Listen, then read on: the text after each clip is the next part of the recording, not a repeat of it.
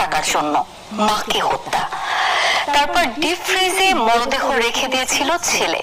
বগুড়ার দুপচাঁচিয়ায় গৃহবধূ উম্মে সালমার হত্যার পর আইন শৃঙ্খলা রক্ষা বাহিনীর নজর ছিল ডাকাতের দিকে, কিন্তু দুদিনেই র্যাবের ছায়া তদন্তে বেরিয়ে আসে কিভাবে এক ছেলে গর্ভধারিণীকে হত্যার পর ডাকাতির নাটক সাজিয়েছিল।